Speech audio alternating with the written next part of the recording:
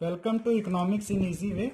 आज का अपना टॉपिक है propensity to consume. Propensity to consume का मतलब है कि कैपेसिटी ऑफ कंजम्पशन की कितना इनकम में हम लोग कितना कंज्यूम करते हैं, कितना इनकम कमाते हैं तो हम लोग कितना खर्च करते हैं, उसको बोलते हैं प्रोपेंसिटी टू कंज्यूम। एक होता है average propensity to consume and दूसरा होता है मार्जिनल प्रोपेंसिटी टू कंज्यूम। तो आइए देखते हैं, सबसे पहले डिस्कस करते हैं एवरेज प्रोपेंसिटी टू कंज्यूम।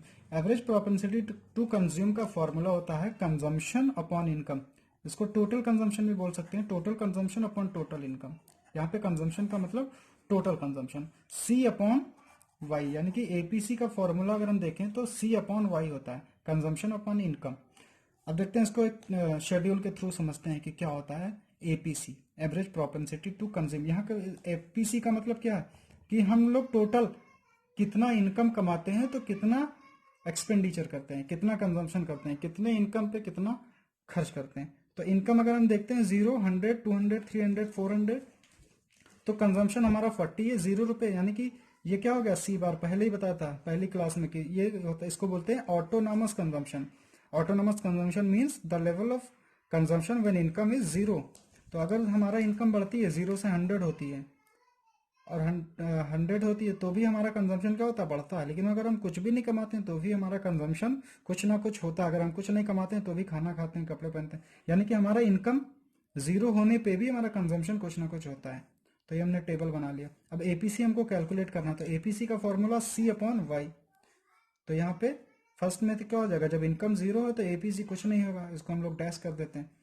फिर यहाँ पे देखते हैं 120 अपॉन 100, तो यहाँ पे कंजम्पशन अपॉन इनकम फॉर्मूला, तो 120 अपॉन 100 इसको करेंगे तो क्या आ जाएगा 1.2। यहाँ पे 200/200 तो 1, ऐसे ऐसे सबको करते चले जाएंगे। अब देखते हैं ऑब्जर्वेशन, यहाँ से हमको पता क्या चला। ये तो सिंपल है कि कोई भी सी अपॉन वाई करके कैलकुलेट कर लेगा। ऑब्जर्वेशन यहाँ से हमको क्या समझ में है, बड़ी बात। पॉइंट नंबर 1 कि APC can never be 0, average propensity to consume can never be 0। Average propensity to consume 0 नहीं हो सकती है, कभी भी 0 नहीं हो सकती। क्यों? क्योंकि एवरेज प्रोपेंसिटी टू कंज्यूम 0 का मतलब है कि हमारा कंजम्पशन 0 हो, और हमारा कंजम्पशन कहीं भी 0, कभी भी 0 नहीं होता। हमने देखा कि इनकम जब 0 थी तो भी उसका कंजम्पशन कुछ ना कुछ था। तो इसीलिए APC can never be 0। APC 0 होने का मतलब है कि हमारा कंजम्पशन 0 है, और हमारा कंजम्पशन कभी भी 0 नहीं होता। So point number 1, APC can never be 0। और when APC is greater than 1, जब एपीसी ग्रेटर देन 1 होता है, जब एपीसी 1 से ज्यादा होता है, इसका मतलब वहां पे क्या है, डिस सेविंग। इससे पहले वाली क्लास में बताया था जब माइनस में सेविंग होती थी, जब माइनस में सेविंग होती है यानी कि एपीसी 1 से ज्यादा है।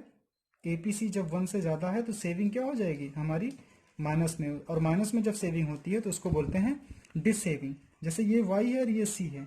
अगर यहाँ पे हम आपको एक फॉर्मूला बताया था y is equal to C plus S, और अगर हमको s चाहिए तो y माइनस सी, और ये y है ये c है। अगर यहाँ पे देखें 100 माइनस 120, तो 100 माइनस 120 तो क्या हो जाएगा, माइनस का 20। तो ये माइनस का 20 है तो ये इसको बोलेंगे ये सेविंग है। सेविंग क्या है, -20, तो ये है डिस सेविंग। और यहाँ पे देखें अगर एपीसी क्या है 1.2, तो यही पॉइंट हमने बताया, when APC is greater than 1 that means that is the situation of dish saving.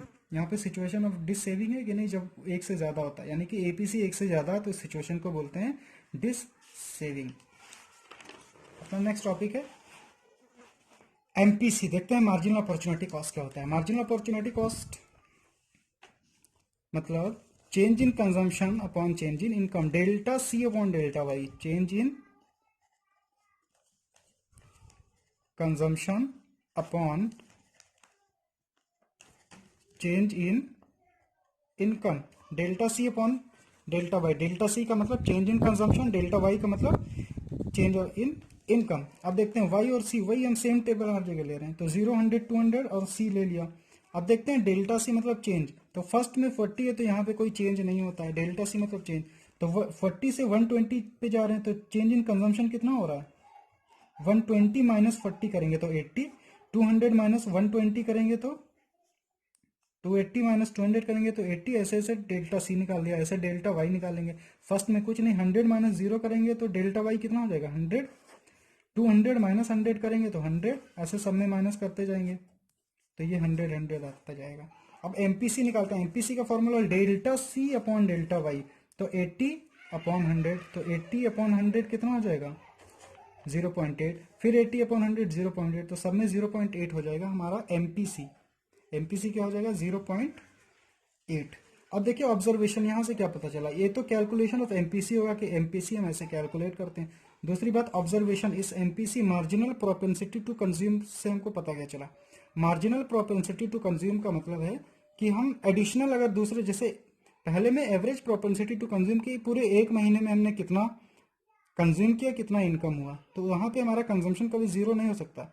But MPC can be zero, MPC can equal to zero. अगर इस पॉइंट पे हम आए कि MPC can be equal to zero, यानी कि MPC zero हो सकता है, एमपीसी जीरो बिल्कुल हो सकता है।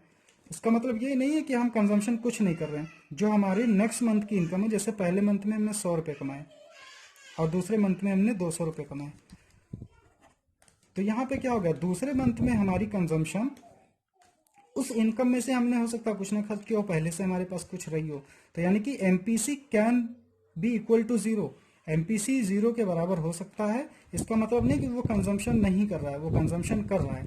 But APC can never be zero, APC zero नहीं हो सकता, but MPC can equal to zero. पहली बात यहाँ से ये पता चली। MPC is equal to 1, MPC can be equal to 1, MPC is equal to 1 हो सकती है। एमपीसी कैन इक्वल टू 1 का मतलब है कि अगर वो उसने नेक्स्ट मंथ में 100 रुपीज कमाया और पूरा का पूरा उसने खर्च कर दिया, तो 1 हो सकता है। कोई ज़रूरी है, अगर छोटी फैमिली होती है या जो पुअर होते हैं वो क्या होते हैं, जितना इनकम होती है वो उतना स्पेंड कर सकते हैं, स्पेंड कर देते हैं, वो लोग सेविंग नहीं करते हैं। तो यानी कि एमपीसी इज इक्वल टू 1, इसका मतलब है कि जितना इनकम आया सारा हमने कंज्यूम कर लिया, तो ये भी सिचुएशन हो सकती है, नंबर 1 और नंबर 2। और MPC can never be greater than 1, MPC जो है वो 1 से ज्यादा नहीं हो सकती, यानी कि MPC marginal propensity to consume 1 से ज्यादा नहीं हो सकती है। देखिए change in consumption upon change in income, तो कंजम्पशन हमारी इनकम से ज्यादा कैसे हो जाएगी, 1 से ज्यादा नहीं हो सकती है।